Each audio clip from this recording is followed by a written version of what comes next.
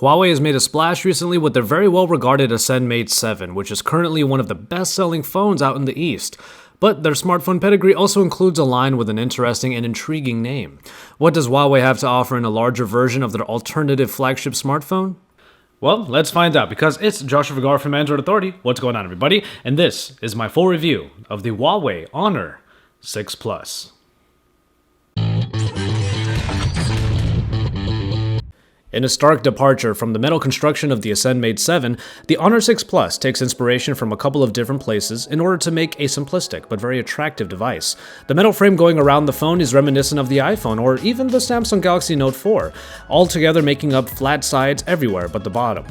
Moving downward from the metal frame reveals a curved separation that makes way for a plastic bottom. This is a design element that reminded me very much of the Sony Xperia line, from which the Honor seems to get its dual glass panel choice as well. While the headphone jack and the micro USB port are up top and on the bottom respectively, the button layout is on the right side above two pop-out trays for the SIM and micro SD cards, or, if you so choose, a dual SIM setup. And on the back, the Honor logo is simplistically shown in the middle underneath the dual camera optics setup in the corner. There's something really nice about having the word Honor on the back. It makes me feel optimistic about this phone almost, whose simplistically elegant design gives some idea of what the experiences can be had underneath. I already had a good response to the handling of the Honor, as the 5.5-inch screen is helped by the flat sides and thin profile, making for a phone just outside the comfort of one-handed usage, at least for me. It's almost as if Huawei looked at some of the best features found on other greatly designed phones and put a few of them on their particular handsets. And in the Honor 6 Plus, I did see a black version of it back at that media tour that I did with Huawei, and it looked incredibly sleek as well. But on the white version, for lack of a better term, it just looks simply clean. The 5.5-inch display provides 1080p resolution with 401 pixels per inch, but what makes this screen stand out is its screen-to-body ratio, which comes in at around 73%. This ratio is one of the reasons why this larger form factor is still pretty accessible in the Honor 6 Plus, and we're always fans of thinner bezels on our screens.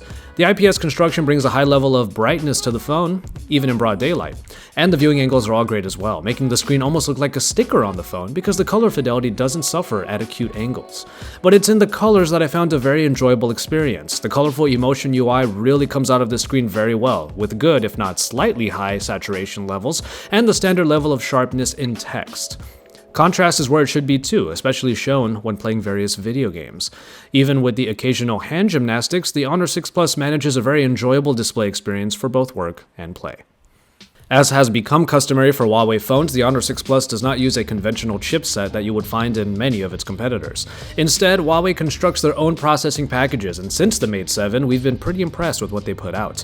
And as such, the HiSilicon 925 makes a return here for some high-end performance, mainly providing a very smooth and speedy experience through the Emotion UI. Indeed, scrolling through all the various elements yielded no problems, and the 3GB of RAM allowed for good multitasking. I had very few problems with hiccups or even stutters on the Honor, and the experience continued even when gaming. The recently released WWE Immortals moved along smoothly and without incident, giving the Mali T628 MP4 a few points in Huawei's architecture in the graphics department. We learned from our media tour with Huawei that because of their experience in wireless communications and thus the processors needed in order to make those happen, it only made sense for them to do the same with their particular smartphone handsets. And if the Ascend Mate 7 and now the Honor 6 Plus are any indication, HiSilicon is definitely fulfilling that promise.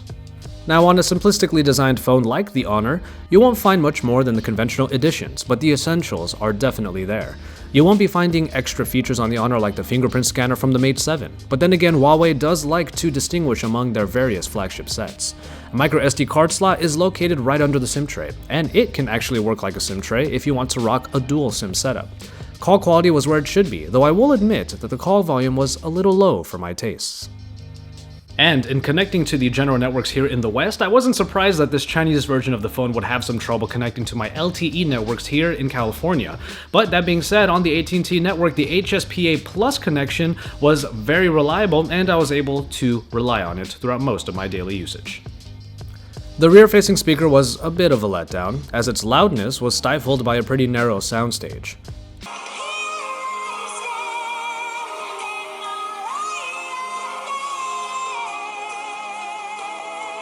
Now, one thing that I did notice was a lack of NFC, which seemed a little peculiar to me. I realized it after I tried to pair my phone to my car stereo system, and no matter how much I tapped the back of the phone to it, I got nothing. And battery life was a pretty big deal for the Ascend Mate line, but with a larger form factor, the Honor 6 Plus, it did hope to be on par with its bigger sibling. And for the most part, it provided enough power to get through a full day with some left over. With a little bit of frugal usage, the 3600 mAh battery got a day and a half with few problems, but even on the HSPA Plus connection, it struggled to get anything more.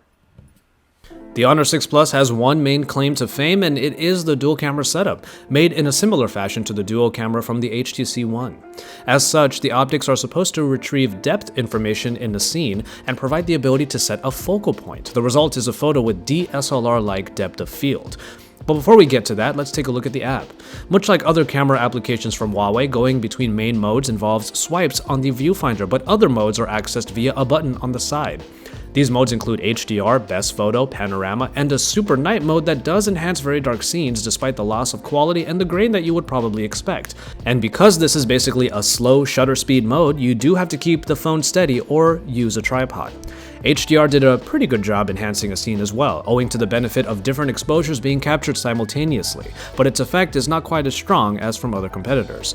Video modes include full HD quality recording, which did look pretty good but does suffer from the lack of optical image stabilization, so you need to have steady hands. Pictures in general look quite good. I liked the color saturation, and the details were captured well in the main auto mode. The speed of capture on this camera was also a plus, making this a pretty good everyday camera companion. But my problem happens to be with the supposed effects and benefits of the dual camera setup. When in the so-called wide aperture mode, you can tap on a focal point and adjust the aperture, which is the term that they are using for what is otherwise a defocusing mode. By the way, you can fine-tune the focus in the gallery as well after the fact, so you're never really tied to the level that you're chosen.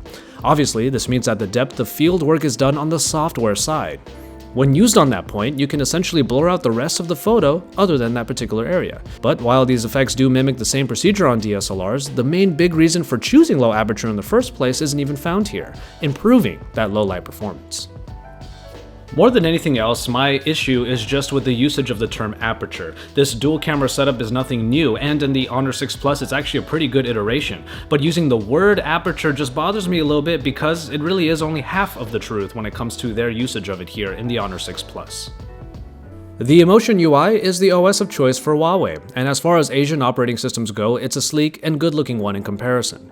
A highly colorful and clean aesthetic makes home screens nice to navigate through, though folders and some organization will be needed due to the lack of an app drawer. The soft keys on the bottom are customizable and can be swiped away if you want to open up some real estate. And speaking of customization, you can theme the entire interface using the built-in engine. Even input customizations are available, like gestures on a locked screen, in order to easily get into various functions of the phone. The main highlights for me in the Emotion UI included the notification dropdown, which nicely shows your notifications in a reverse chronological timeline, and the nice transitions in and out of applications that the high silicon processor helps present with few hiccups. Now, since I'm using the Chinese version of the phone, the main gripe would be a lack of Google Play services. Now, it's easy enough to search Baidu for applications, or as I eventually did, install the Play Store to get all of your applications easily. But without services syncing contacts, it meant extracting them from another one of my phones via Bluetooth. All in all, the combination of nice performance and a lovely screen help elevate what is already a nice-looking interface in the Emotion UI. But without Google Play services, it is a little bit tough for a Westerner like me to convert to it fully. Officially, the Honor 6 Plus is available in China and parts of Europe for a price that basically converts to around $400. That's a pretty great price for a high-end device, though plenty of other Chinese-based manufacturers have been able to meet or even surpass this price point. There are also some competitors that offer extra features, like the rotating camera of the Oppo N3 or the fast charging capabilities found on plenty of its other rivals. And not to mention the Ascend Mate 7 itself, that does come a little bit higher in price, but also comes with a very great fingerprint scanner. Maybe it's just me, but fixating on the word Honor seems to imply simplicity. And if nothing else, the Honor 6 Plus succeeds at bringing the essentials in a simplistically elegant design. On its aesthetic and performance, you can mostly justify the price point, but claims about the camera were the focus, no pun intended. And on that front, the dual camera setup proves to be more of a gimmick than a game changer. A dual camera setup is nothing new at this point, and while the so-called wide aperture mode is functional and arguably useful, the camera does nothing else to really differentiate itself. And in the end, that is really what the Honor 6 Plus does. It lays in the cut, providing the Huawei flavor of what we may otherwise expect already from high-end devices. If there were more compelling features like, say, a fingerprint scanner, or the battery life of the Ascend Mate 7, the sum of its parts might make this a standout winner. But instead, what we have is another admittedly great entry point into the high-end market, where there happens to be quite a few filling that space already. As always, thank you guys very much for watching, and I hope you enjoyed this review of the Huawei Honor 6 Plus. As an alternative to the Ascend Mate line and also the P series from Huawei, it is definitely a very nice entry point into the high-end market. It just doesn't really differentiate itself that much from other competitors that are similarly priced. As always, keep it tuned to Android Authority for all of the best coverage. Check out my media tour with Huawei here on the channel in the vlog series that I did, and also the 2 interviews that I made available to you guys to watch. And over on the side, right over there, you can see 2 videos from my colleagues. Don't forget to check out all the content from all my colleagues in Android, and remember to drop us some likes on our videos and to subscribe to our channel if you haven't already. And once you're done with all of that, head on over to AndroidAuthority.com for even more, because we are your source for all things Android.